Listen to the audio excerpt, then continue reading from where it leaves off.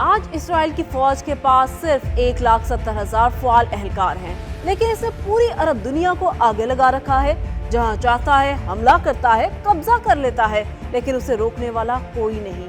وجہ کیا ہے؟ اسے ملتی ہے امریکہ سے سالانہ 3.8 ارب ڈالر کی مفت فوجی امداد۔ صرف سعودی عربیہ کی بات کی جائے تو ان کا دفاعی بجٹ 69 ارب ڈالر ہے، ترکی کا 25 ارب ڈالر، جبکہ پاکستان کا تقریباً 10 ارب ڈالر ہے۔ جب پاکستان کا ایٹمی اور عسکری تجربہ ترکی کے ان جدید ہتھیاروں اور ڈرون ٹیکنالوجی کے ساتھ ملے گا اور اسے سعودی عربیہ کی کھربوں ڈالر کی دولت اور وسائل کی پشت پناہی حاصل ہوگی، تو سوچئے مسلم امہ کا کون سا ایسا مسئلہ ہے جو حل نہ ہو سکے۔ ایران امریکہ کشیدگی میں ایک اتحاد کی گونج یا مطالبہ سنائی دینے لگا ہے، ایک ایسا اتحاد جس کے تصور سے ہی واشنگٹن سے لے کر تل اویو تک زلزلہ محسوس ہو رہا ہے۔ ذرا سوچئے، اگر پاکستان کی ایٹمی طاقت سے لیس بہادر فوج، ترکی کی جدید ترین دفاعی ٹیکنالوجی اور سعودی عربیہ کے کھربوں ڈالرز کے وسائل ایک ہو جائیں تو دنیا پر کس کی حکمرانی ہوگی؟ ایک ایسا عسکری بلاک جس کی آہٹ سے ہی دشمن کے ایوانوں میں لرزہ طاری ہو جائے۔ جی ہاں، ہم بات کر رہے ہیں اسلامی نیٹو کے تصور کی، جس کی ضرورت جتنی آج ہے تاریخ میں شاید کبھی بھی ایسے نہ تھا۔ ویڈیو کے آخر میں ہم آپ سے ایک ایسا سوال پوچھیں گے جس کا جواب آپ کو خود حیران کر دے گا، اس لیے آخر تک ہمارے ساتھ رہیے۔ سب سے پہلے بات کرتے ہیں اس تلخ حقیقت کی جو ہماری آنکھیں کھولنے کے لیے کافی ہے۔ آج اسرائیل کی فوج کے پاس صرف 1,70,000 فعال اہلکار ہیں، لیکن اس نے پوری عرب دنیا کو آگے لگا رکھا ہے۔ جہاں چاہتا ہے حملہ کرتا ہے، قبضہ کر لیتا ہے، لیکن اسے روکنے والا کوئی نہیں۔ وجہ کیا ہے؟ اسے ملتی ہے امریکہ سے سالانہ 3.8 ارب ڈالر کی مفت فوجی امداد۔ جی ہاں، جدید ترین اسلحہ اور ٹیکنالوجی جس سے اس نے اپنی فضائیہ طاقت بہت بڑھا لی ہے اور خود کو ناقابل تسخیر سمجھتا ہے۔ لیکن دوسری طرف نظر ڈالیں تو مسلم امہ اپنی عددی و مالی طاقت کے باوجود منتشر ہے۔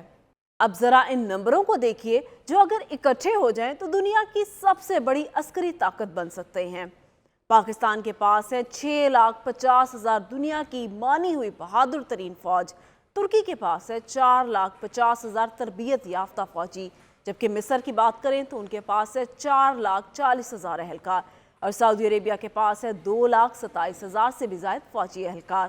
اگر صرف یہی 4 ممالک اکٹھے ہو جائیں تو یہ دنیا کا سب سے بڑا لشکر بن سکتا ہے، لیکن المیہ وہ یہ ہے کہ یہاں سب الگ الگ ہیں اور کسی ایک مشترکہ کمانڈ کے تحت کام نہیں کر رہے۔ امریکہ کا سالانہ دفاعی بجٹ 800 ارب ڈالر سے زائد ہے، جبکہ اسرائیل کی بات کریں تو 24 ارب ڈالر ہے۔ لیکن اگر آپ کو لگتا ہے کہ مسلم ممالک کے پاس پیسہ نہیں تو آپ یہاں غلط ہیں۔ ہمارے وسائل بھی بہت زیادہ ہیں مگر منتشر ہیں۔ صرف سعودی عربیہ کی بات کی جائے تو ان کا دفاعی بجٹ 69 ارب ڈالر ہے، ترکی کا 25 ارب ڈالر، جبکہ پاکستان کا تقریباً 10 ارب ڈالر ہے۔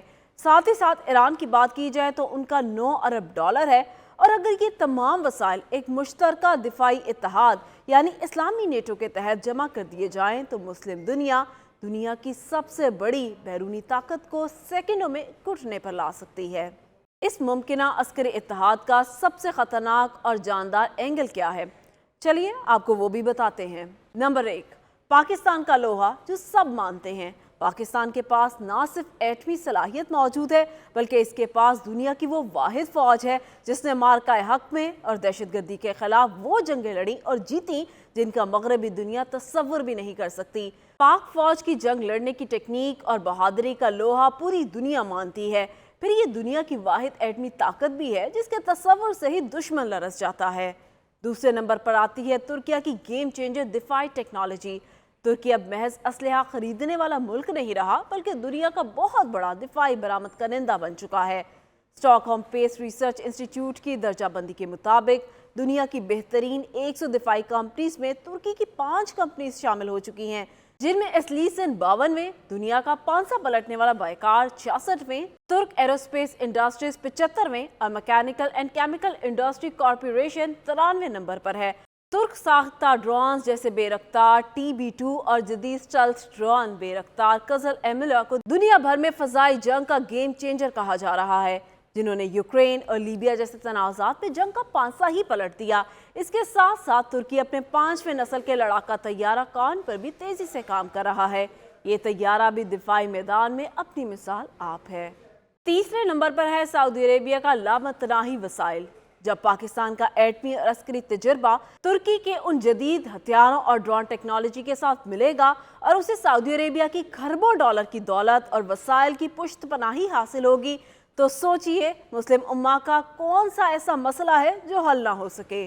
अरब इस्लामी सियासी और अस्करी इत्तेहाद का ख्याल बाज़ाब्ता तौर पर 2024 में सबसे पहले तुर्की के सदर रजब तैयब एर्दोगान ने पेश किया था और इसी तनाजुर में पाकिस्तान के वज़ीर दिफा ने सितंबर 2025 में इस्लामी नेटो के क़याम की तजवीज़ दी। अब मशरिक़ वस्ता की हालिया कशीदगी के बाद इस इस्लामी नेटो की गूंज हर गुजरते दिन के साथ तेज़ होती जा रही है।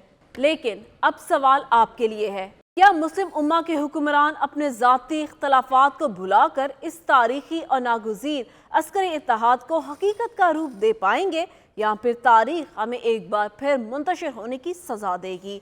अपनी कीमती राय का इजहार नीचे कमेंट सेक्शन में ज़रूर कीजिए। वीडियो पसंद आई हो तो चैनल को सब्सक्राइब और लाइक करना ना भूलें। अल्लाह हाफ़िज़।